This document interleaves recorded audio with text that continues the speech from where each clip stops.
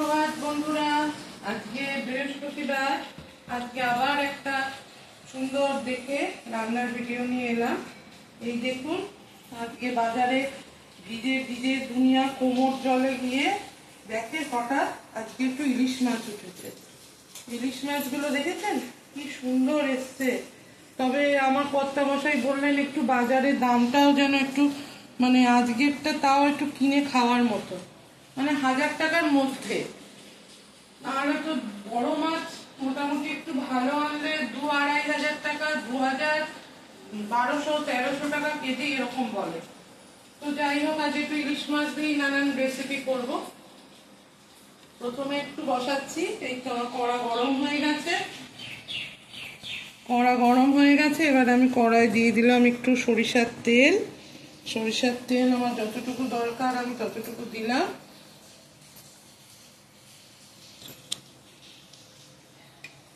ইলিশ মাছের মাথাটা দিয়ে সুন্দর করে একটু পুঁই শাক নিয়ে এসছে, পুঁই শাক করবো। এই 4টে সুন্দর মাছ দিয়ে করব, একটু বেগুন দিয়ে, আর একটা মাছ কাঁচা রাখবো। কাঁচা দই সর্ষে পোস্ত দিয়ে করব। যাই হোক, এইগুলো রেসিপিগুলোই আপনাদের সঙ্গে শেয়ার করব। অনেক দিন বাদে দেখলাম, বহুদিন বাদে এরম পেটে বেশ ডিম আছে, সুন্দর মাছ কর্তামশাই এনে হাজির করেছে বহু কষ্ট করে। কি করে আনলো ভাই জানি না, হেঁটে হেঁটে গেছে, দিয়ে কোনো রকমে এনেছে। তো যাই হোক, আমার তেল প্রায় গরম হয়ে এসছে। ইলিশ মাছের প্রথমে তেল গরম হয়ে গেছে, তেলের মধ্যে 2-3টে ছোট ছোট শুকনো লঙ্কা ভেঙে দিলাম, আর দেব আমি সামান্য একটু 5 ফোড়ন। 5 ফোড়ন দেওয়ার পরে 2-4টে কাঁচা লঙ্কাও দেব। নুন হলুদ মাখিয়ে রেখেছিলাম ইলিশ মাছের মাথাটা, তেলে দিয়ে দিলাম। কাঁচা লঙ্কা,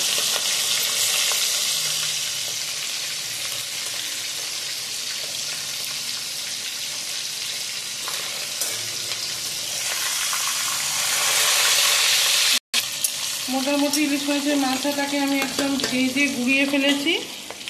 এরপর আমি পুঁই শাকের সবজিগুলো দিয়ে দেবো।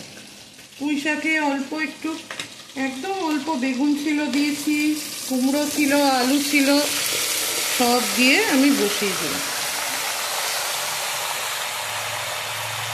এবারে একটাকে মজাবো। যতক্ষণ সময় নিয়ে মজানো যায় আমি সুন্দর করে নাড়িয়ে চাড়িয়ে তাকে একেবারে গড়িয়ে ফেলি।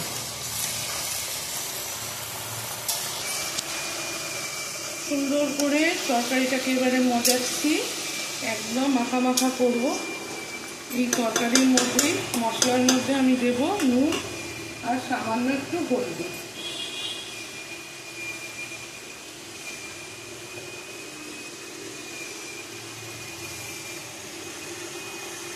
সামান্য একটু লবণ দিলাম,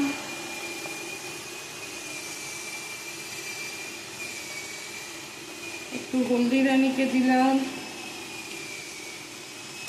দেওয়ার পর একে আমি মজাতে দেব, সুন্দর করে মাখা মাখা করব। তবে একটু ঢাকা চাপা দিয়ে একটু টাইম নিয়ে তরকারিটাকে আমি সিদ্ধ করব।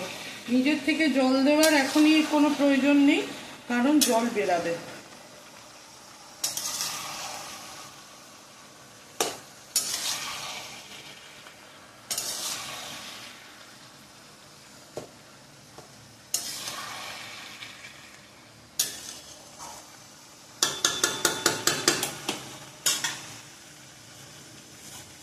তরকারিটা একটু ঢাকা চাপা দিয়ে করব।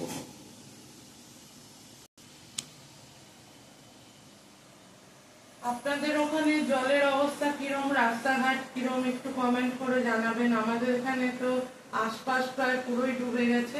শুধু আমাদের বাড়ির দিকটা যেহেতু অনেক উঁচু, অনেক পুরনো বাড়ি, তো ওই জন্যে হয়তো সামান্য আমার ভিটেটা জল ওঠে না। খুব অস্বাভাবিক কিছু না হলে কোনোদিনই জল ওঠেনি আজ পর্যন্ত আমি দেখিনি। আমফান দেখেছি, জজ দেখেছি, নানান রকম আরো বৃষ্টিপাত হয়েছে, কিন্তু কোনো রকমে আমাদের উঠোনে, আমাদের বাড়ি সবসময় জল শূন্য। কিন্তু ওই আর কি পিছল হয়ে যায়, রাস্তাঘাট, আপনারা কে কিরকম কোথায় আছেন, কি অবস্থায় আছেন একটু কমেন্ট করে জানাবেন। তো রান্না তো আমি শুরু করেছি, তো রান্নার দিকেই মন দেবো, আস্তে আস্তে হোক একটু পুঁই শাকটা, তার ফাঁকে একটু কথা বলে নিলাম। প্রায় আমার পুঁই শাক প্রায় গলে ভূত সুন্দর মতো মরিয়ে ফেলেছি। তবে ঝোলটা যেটুকু জল আছে, যেটুকু আছে ওইটাকেও আমি একদম শুকনো করে ফেলবো, তাহলে পুঁই শাকটা বেশি স্বাদ লাগে আমার।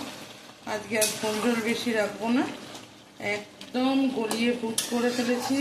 পুঁই শাক আলু সবই গলে গেছে, তারপর আমি নামিয়ে দেবো। এটাই হলো আমার ইলিশ মাছের মাথা দিয়ে পুঁই শাকের চচ্চড়ি। প্রায় হয়ে গেছে, দেখেন পুঁই শাক আমার সম্পূর্ণরূপে রেডি। এবারে আমি পুঁই শাকটাকে নামিয়ে দেবো। আমি কিন্তু পুঁই শাকের মধ্যে সামান্য একটু চিনি দিয়েছিলাম, যদি আপনাদের ভালো না লাগে আপনারা স্কিপ করতে পারেন, তবে আমাদের পুঁই শাকে সামান্য একটু মিষ্টি দিলে ভালো লাগে, তাই আমি সামান্য একটু মিষ্টি ছোঁয়া দিয়েছি। যাই হোক, আমার পুঁই শাক রেডি, আমি নামিয়ে ফেললাম। ইলিশ মাছের মাথা দিয়ে পুঁই শাকের অসাধারণ চচ্চড়ি, এই দিয়েই এক থালা ভাত খাওয়া যাবে। যারা ইলিশ মাছের ভক্ত তাদের খুব ভালো লাগবে। ইলিশ মাছের ভক্ত যে কারা নয় সেটাই তো আমি ভাবি।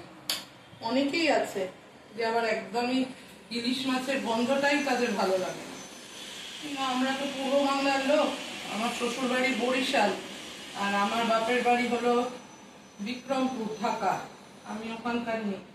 তো যাই হোক, আমার তো ইলিশ মাছ আমার সবচেয়ে প্রিয় মাছের মধ্যে, আমার সবচেয়ে প্রিয় খাবার।